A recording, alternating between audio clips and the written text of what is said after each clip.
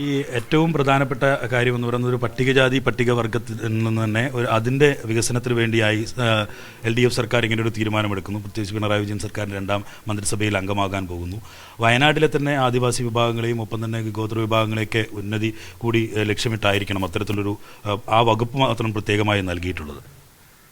അതെ, ഇപ്പോൾ കേരളത്തിൽ പൊതുവെ അതുപോലെ തന്നെ വയനാട്ടിൽ പൊതുവെ നമ്മുടെ ആദിവാസി സമൂഹമാണ് ഏറ്റവും കൂടുതലുള്ളത്. അപ്പോൾ നമ്മൾ കുറേ വർഷങ്ങളായിട്ട് അവരുടെ ഉന്നമനത്തിന് വേണ്ടിയിട്ട് പ്രവർത്തിച്ചു കൊണ്ടിരിക്കുകയാണല്ലോ.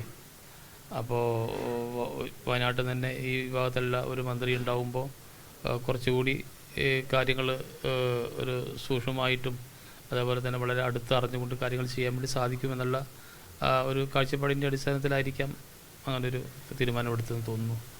ഈ വയനാട്ടിലൊരു പ്രധാന പ്രശ്നം ഇപ്പോൾ അഭിമുഖീകരിക്കുന്നത് ഈ വന്യജീവികളുമായി ബന്ധപ്പെട്ട വിഷയമാണ്. അതിനൊരു ശാശ്വത പരിഹാരം വേണം. ഈ കൂടുതലായി മൃഗങ്ങൾ ഇങ്ങോട്ട് നാട്ടിലേക്ക് ഇറങ്ങുന്നൊരു പ്രശ്നമൊക്കെ ഉണ്ട്. അതിലൊക്കെ പ്രത്യേക പരിഗണന കൊടുക്കേണ്ടതായി വരില്ല. അതെ, അതിപ്പോൾ വയനാട്ടിൽ ഒരു വലിയൊരു പ്രതിസന്ധിയായിട്ടാണ് ഇപ്പോൾ കുറച്ച് കാലം കൊണ്ട് ആയിട്ടുള്ളത്.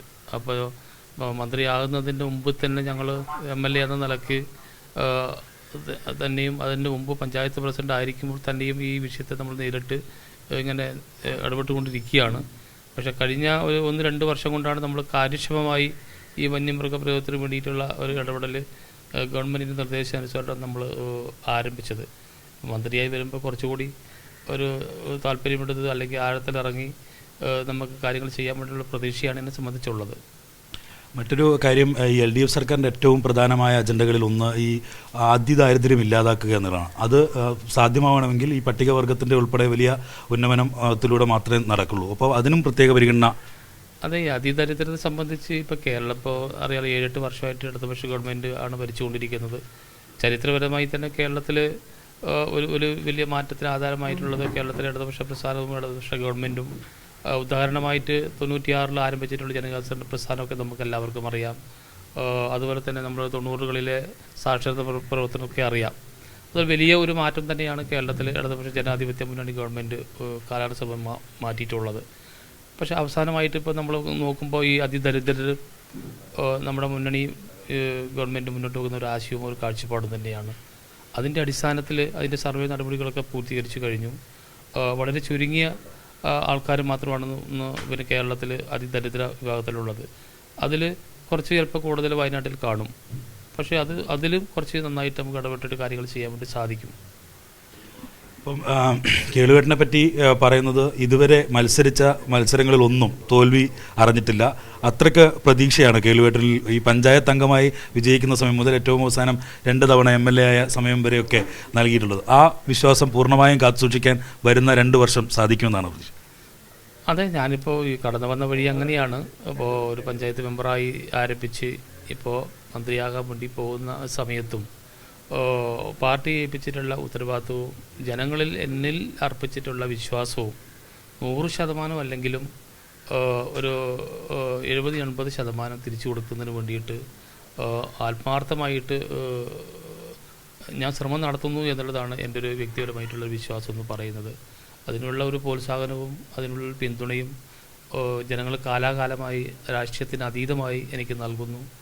അതുകൊണ്ടായിരിക്കാം ഒരു തോൽവിയില്ലാത്ത ഒരു വിജയം എനിക്ക് തോന്നുന്നു. എന്തായാലും വയനാടിൻ്റെ എല്ലാ പ്രശ്നങ്ങൾക്കും ഒരു പരിഹാരം കാണാനുള്ള മാക്സിമം പ്രവർത്തനങ്ങൾ കേളുവേട്ടൻ്റെ ഭാഗത്തുനിന്നുണ്ടാകും. അതാണ് ജനങ്ങളും വിശ്വസിച്ചിരിക്കുന്നത്. ആ വിശ്വാസം പൂർണ്ണമായും കാത്തുസൂക്ഷിക്കാൻ. അതെ, പിന്നെ ഈ കടന്നു വന്നിട്ടുള്ള ഒരു പീരീഡ് അങ്ങനെയാണ് ജനങ്ങളെ ഏറ്റെടുത്തിട്ടുള്ളത്. അപ്പം മന്ത്രിയാവുമ്പോൾ വയനാട്ടിലെ ജനങ്ങൾക്ക് വലിയൊരു ആവേശമാണ്. എന്തെങ്കിലും ചെയ്യും എന്നുള്ള ഒരു വലിയൊരു പ്രതീക്ഷയാണ് ജനങ്ങൾക്കുള്ളത്. അപ്പോൾ ആ ജനങ്ങളുടെ ഒരു പ്രതീക്ഷ നമുക്ക് ഈ പറഞ്ഞ പോലെ 100% ഇല്ലെങ്കിലും പരമാവധി ഈ 2 വർഷം കൊണ്ട് എന്തെങ്കിലുമൊക്കെ ചെയ്യണം എന്ന് ആഗ്രഹിക്കുന്നു. ഈ മന്ത്രിയായതിനു ശേഷം മറ്റൊരു വിവാദം, അങ്ങനെ വിവാദങ്ങളിലൊന്നും കേളുവേട്ടൻ ഇടപെട്ടിട്ടില്ല മാധ്യമങ്ങൾക്ക് മുന്നിലൊന്നും സാധാരണഗതിയിൽ. ഈ ദേവസ്വം വകുപ്പ് നൽകിയില്ല എന്നുള്ളൊരു ആരോപണം, അത് രാഷ്ട്രീയ ഒരു ആരോപണമാണ്. അതിലെങ്ങനെയാണ് ഒരു പ്രതികരണം? അല്ല, അത് ഞാൻ പലപ്പോഴും ചിന്തിച്ച് എന്താണ് അത് ആ പറയുന്നതിൻ്റെ ലോജിക്ക് എനിക്ക് മനസ്സിലായിട്ടില്ല. കാരണം ഞാൻ വന്നപ്പോൾ ദേവസ്വം എടുത്ത് മാറ്റി. നമുക്ക് മറിച്ച് ചോദിക്കാമല്ലോ. ഇപ്പോൾ കഴിഞ്ഞ 3 വർഷക്കാലം സഖാവ് രാധാകൃഷ്ണൻ മിനിസ്റ്റർ ആ വകുപ്പ് കൈകാര്യം ചെയ്തല്ലേ. ഞാനും രാധാകൃഷ്ണൻ മിനിസ്റ്ററും ഒരു വിഭാഗത്തിൽപ്പെട്ട ആളാണ്. ഇപ്പോൾ അദ്ദേഹം 3 വർഷം അദ്ദേഹം കൈകാര്യം ചെയ്തു. ഏത് ആ വകുപ്പും, ദേവസ്വം വകുപ്പും പാർലമെൻറ്റുകാരി വകുപ്പും. അപ്പോൾ നോക്കൂ, ഇപ്പോഴത്തെ അദ്ദേഹം മാറുമ്പോൾ ഞാനിപ്പോൾ പുതിയതായിട്ട് വരുമ്പോൾ എൻ്റെ ഒരു പ്രവർത്തനം ആദ്യമായിട്ടാണ് ഞാൻ ഇതിലേക്ക് വരുന്നത്. അപ്പോൾ അത് ശരിയാണ്, അതിലൊരു വിവാദമാക്കേണ്ട ഒരു കാര്യമില്ല. വിവാദമാക്കുന്ന ആൾക്കാരെ ഞാൻ ഈ പറഞ്ഞത് അവർ പരിശോധിക്കണം. കഴിഞ്ഞ 3 വർഷം വരെ അടിസ്ഥാന വിഭാഗത്തിൽപ്പെട്ട ഈ രാധാകൃഷ്ണൻ മിനിസ്റ്റർ ഈ വകുപ്പ് കൈകാര്യം ചെയ്തത് എന്തിൻ്റെ അടിസ്ഥാനത്തിലാണ്? ഇതേ വിഭാഗക്കാരൻ തന്നെയല്ലേ? ഞാനും അദ്ദേഹത്തിന് അതേ വിഭാഗക്കാരൻ തന്നെ. അപ്പം ഞാൻ ഫ്രഷായിട്ട് ഇതിലേക്ക് കടന്നു വരുന്നു. അതിൻ്റെ കുറവുകളും കുറവും എൻ്റെ വ്യക്തിപരമായിട്ടുള്ള പരിമിതിയും എനിക്കും അറിയാം. അതുകൊണ്ടാണ് പാർട്ടി എടുത്ത തീരുമാനം വളരെ വളരെ വളരെ ശരിയായിരുന്നു. രാധാകൃഷ്ണനും മിനിസ്റ്ററും പിന്നെ ഞാനും തമ്മിൽ എന്താ പിന്നെ ഒരേ വിഭാഗക്കാരില്ലേ? അത് വെറും രാഷ്ട്രീയമായിട്ടുള്ള ഒരു വിവാദം മാത്രമാണത്.